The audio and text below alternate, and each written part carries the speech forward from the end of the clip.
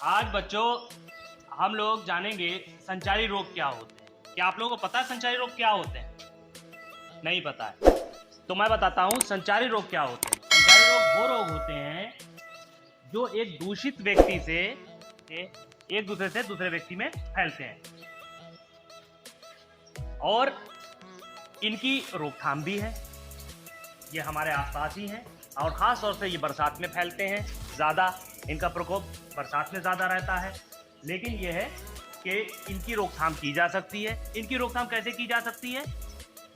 इनकी रोकथाम जो है हम अपने आसपास अपने प्रांगण में सफाई करके और उसके बारे में जानकारी करके हम इनसे बच सकते हैं। ठीक है, तो हम आज ये जानेंगे कि इनकी रोकथाम कैसे करती है, ये कैसे फैलते हैं और ये इनसे बचा कैसे जा सकता है। मैंने बताया कि एक व्यक्ति से दूसरे व्यक्ति में फैलते हैं। कैसे फैलते हैं? खाने से कैसे फैलते हैं? साथ में खाना खाने से। मान लिया एक व्यक्ति दूषित है और आप उसके साथ खाना खाएंगे तो सीधी सी बात है कि वो खाना जो है संपर्क सीधे आपके पेट में जाता है मुंह के जरिए, और उस दूषित व्यक्ति से जो उसे बीमारी होगी वो संचारी रोग आपको भी हो जाएगा।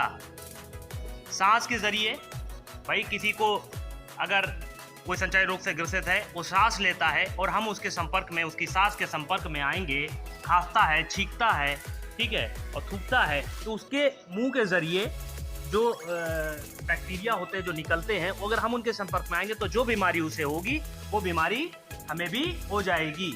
जैसे आपने टीबी देखा होगा, ठीक है, टीबी जो बीमारी है वो ऐसे ही है, तो उसके संपर्क में आते ही हमें भी टीबी हो जाएगी।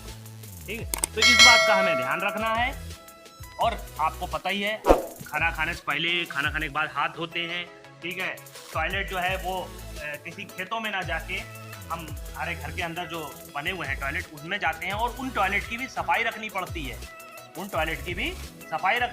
है। हमने अपने आसपास के प्रांगण की सफाई रखें जिससे कि कोई मच्छर ना पैदा होने पाए, किसी की तरीके की कोई मक्खियाँ ज़्यादा ना पैदा हों, ठीक है। और हम अपनी भी सफाई रखेंगे और स्कूल की भी सफाई रखेंगे। हम मिलके जब सफाई करेंगे तभी तो सफाई होगी। और इस तरीके से हम संचारी रोग की रोकथाम कर सकते हैं। 4 तरीके से ये फैलते हैं, 4 कारण होते हैं इनके। जैसे एक बैक्टीरिया होता है, ठीक है, वायरस होते हैं, ठीक, प्रोटोजोआ होता है। प्रोटोजोआ ये होता है जैसे आप टॉयलेट करने जाते हो तो उसके अंदर पैदा होते हैं और वो एक जगह पे जब आप टॉयलेट करते हो वहाँ के हवा के संपर्क में दूसरे व्यक्ति के संपर्क में भी आ जाते हैं। तो इसीलिए टॉयलेट करने के लिए मना करा गया है। बार बार कहा जाता है कि आप खुले में शौच ना करें। खुले में शौच का मतलब इसलिए नहीं है कि आपको रोका जा रहा है, रोका नहीं जा रहा है, बल्कि इसलिए रोका जा रहा है कि आपको नुकसान ना हो। ये आपके लिए ही है। जो आपको खुले में शौच करने से रोका जाता है तो वो आपके लिए है।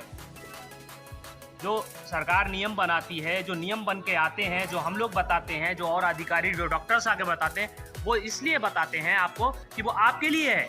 आप यहाँ पर खुले में शौच करने से अपने आप तो रुकेंगे ही रुकेंगे, क्या करेंगे, और बाकी भी क्या करेंगे, बाकी लोगों को ये बात बताएंगे। जो यहाँ बात बताई जाती है अपनी फैमिली में, अपने गांव वालों को, कि मान लिया आपको पता हो गई, आप बच गए उस बीमारी से, तो ऐसा तो ना हो हमारे गांव का कोई बीमार हो जाए।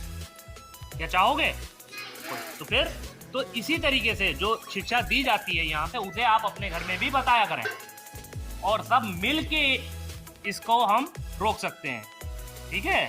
वरना ये है हमारे अज्ञानता के कारण, हमें ना मालूम होने के कारण हमारी जो है ये एक व्यक्ति से दूसरे व्यक्ति फैलेगी और लोग बीमार होंगे, ठीक है। और उससे फिर पूरे गांव में खतरा बढ़ जाता है।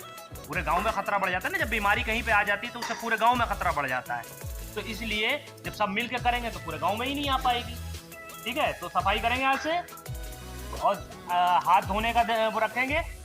हाथ धोते हैं आप लोग, लेकिन खास तौर से ध्यान रखें और अपने घर में भी ध्यान रखें। स्कूल में तो आप रखते ही हैं, लेकिन आप अपने गांव में और घरों में भी ये बात बताएं कि हाथ धोना क्यों जरूरी है, ठीक है।